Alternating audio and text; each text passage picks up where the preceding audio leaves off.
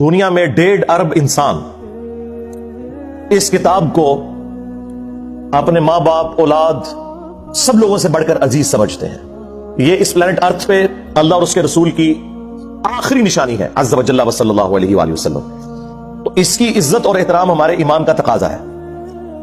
قرآن حکیم وہ کتاب جو ہماری کتاب زندگی تھی، اس کے ساتھ انہوں نے کیسے کیسے متس مشہور کر دی، بس صرف اس کا کام رہ گیا مردے بخشوانا جو ثابت ہی کوئی نہیں۔ قرآن کا کام رہ گیا ہے عدالتوں کے اندر قرآن پہ حلف دے کے جھوٹ بولنا، قرآن کا کام رہ گیا ہے کہ بچی کی شادی ہو تو نیچے سے اسے گزار دینا، یہ قرآن کا ٹوٹل کام یہ رہ گیا۔ قرآن کس لیے نازل ہوا تھا یار؟ ایک غیر مسلم بھی آپ کو خط لکھے نا، امیگریشن کے کاغذ آ جائے نا فرینچ کے اندر انگلش کے اندر، اور آپ کو یہ زبانیں نہ آتی ہوں تو 10 بندے ڈھونڈتے پھرتے ہیں کہ یار بتاؤ کیا لکھا ہوا ہے، اور اللہ کی کتاب کبھی اس کو ترجمے سے پڑھنے کی کوشش ہی نہیں کی، جبکہ ہر فرقے کا ترجمہ موجود ہے۔ دیکھیں جھگڑا تب تھا جب آپ کہتے ہیں کہ انجینئر صاحب خود ترجمہ دے رہے ہیں، لوگ میرے بارے میں کہتے ہیں نا کہ یہ علماء سے دور کر رہے ہیں، سرکار بالکل الٹ بات ہے، میں علماء کے آپ کو قریب کر رہا ہوں، لیکن مسئلہ یہ ہے کہ میں ایک عالم کے آپ کو قریب نہیں کرتا، میں کہتا ہوں سب کی بات سنو۔ ہاں وہ اس کو کہتے ہیں علماء سے دور کرنا، وہ کہتے ہیں صرف ہماری سنو۔ کیا میں نے کبھی کسی کو کہا کہ آپ میرا قرآن کا لکھا ہوا ترجمہ پڑھیں؟ نہ میں نے کوئی لکھ کے آپ کو دیا، میں نے ہمیشہ کہا کہ بریلوی ہو تو احمد بریلوی کا ترجمہ پڑھ لو۔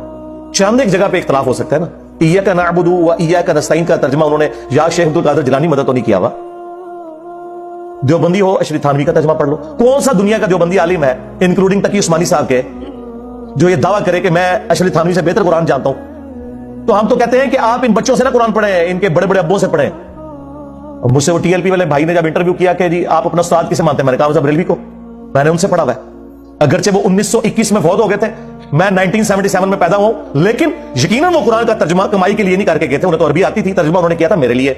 اردو تو مجھے آپ سے بھی زیادہ آتی ہے، جس طرح صحابہ کرام کو لکھنا پڑھنا نہیں آتا تھا، لیکن ان کی زبان میں قرآن نازل ہوا تو انہیں ڈائریکٹ سمجھ آتا تھا۔ خیر میں نے تو بعد میں عربی بھی سیکھ لی ہے، عربی نہ بھی سیکھوں یا کوئی نہ بھی سیکھے، اردو زبان میں جب کر دیا تو ہم تو ڈائریکٹ احمد بریلوی سے ترجمہ پڑھ رہے ہیں، ہم ڈائریکٹ اشرف تھانوی سے پڑھ رہے ہیں، ہم ڈائریکٹ جوناگڑھی سے پڑھ رہے ہیں، ہم شیعہ کے سید فرمان شاہ سے ترجمہ پڑھ رہے ہیں ڈائریکٹ، تو یہ شاہی کوئی نہیں۔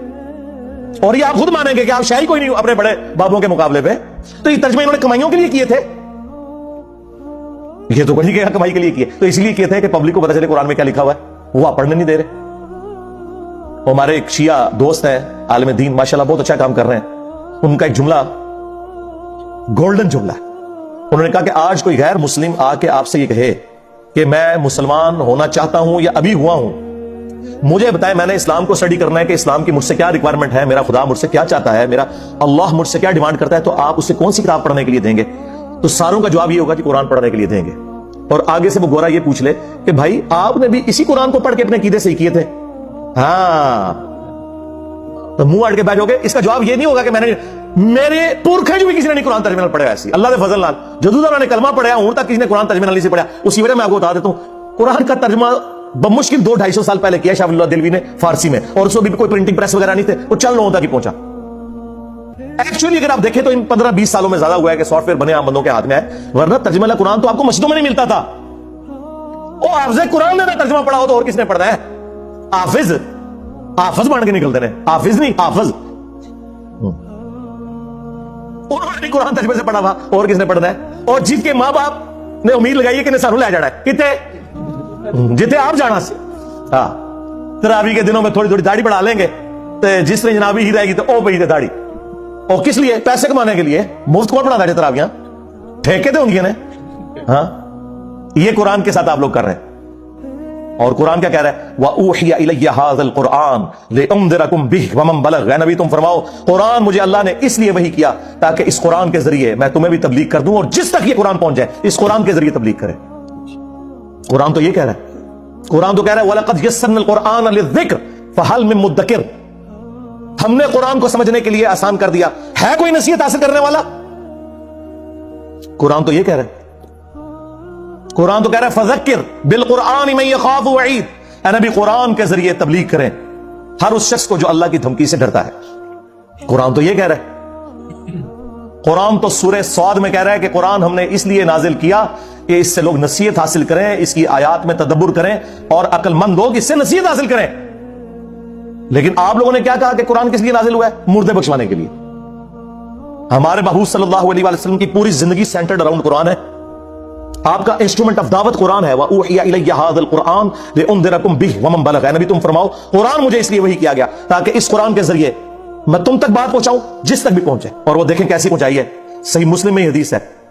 نبی علیہ السلام نے حجۃ الوداع کے موقع پر فرمایا تھا میں تمہیں ایک چیز ایسی چھوڑ کے جا رہا ہوں جسے پکڑ لوگے کبھی گمراہ نہیں ہوگے, وہ اللہ کی کتاب ہے.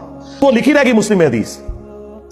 یہ حدیث مسلم شریف میں ہی لکھی رہ گئی کہ اللہ تعالیٰ اس قرآن کی وجہ سے قوموں کو عروج دے گا اور زوال دے گا. یہ مسلم شریف میں حدیث لکھی رہ گی جی. یہ مسلم میں ہی لکھی رہ گئی حدیث. القرآن حجۃ لک او علیک. قرآن قیامت کے دن یا تو تیرے حق میں گواہی دے گا یا تیرے خلاف گواہی دے گا. اور وہ خلاف جو گواہی ہے وہ قرآن میں آ گئی ہے. وہ صرف قرآن نہیں, صاحب قرآن بھی. سورہ فرقان آیت نمبر 30 وقال الرسول یا رب ان قوم اتخذوا هذا القرآن مہجورا. اور رسول اللہ قیامت کے دن شکایت کریں گے کہ اے اللہ میری قوم نے قرآن کو پیٹھ کے پیچھے ڈال دیا تھا. ہاں ہمیں شفاعت رسول کا بتایا گیا جو برحق ہے. عسى ان يبعثك ربك مقاما محمودا. کوئی شک نہیں. اللهم اجعلنا منهم.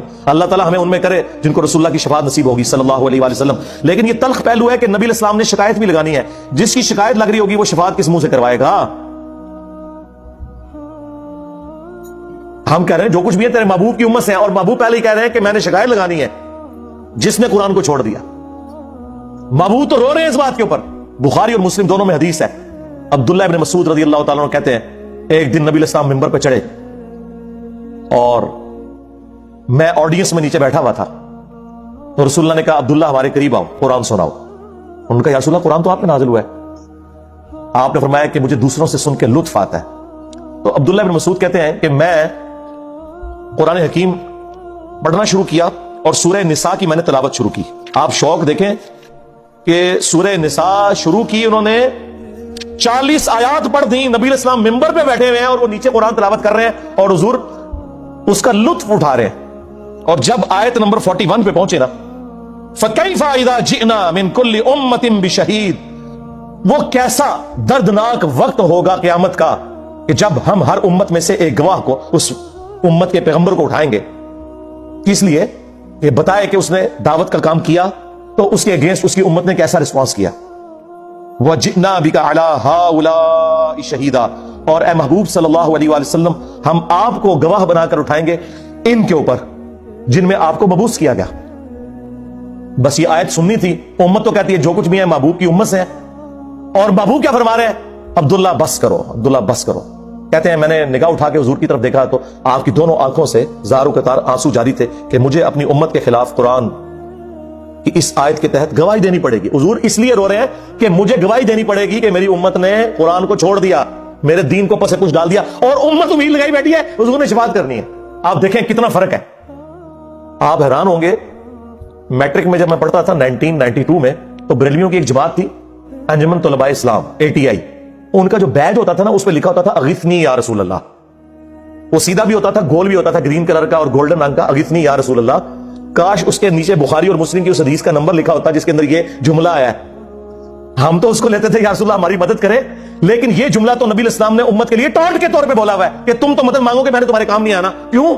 اس حدیث میں الفاظ ہے میں نے تمہیں دنیا میں بتا دیا تھا کہیں ایسا نہ ہو کہ کسی کی گردن پہ اس کی گائے سوار ہو جس کی اس نے زکات نہیں دی جب وہ گائے 40 کے عدد کو پہنچ جائے. یعنی عام گائے کی زکات نہیں ہے.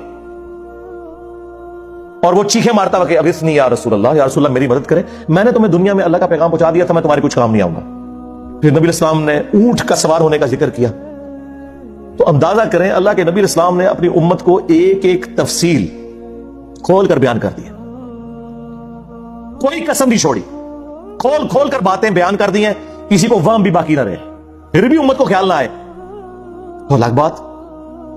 پھر حجۃ الوداع سے جو واپسی پہ نبی الاسلام نے غدیر کا خطبہ دیا ہے, غدیر قوم کا,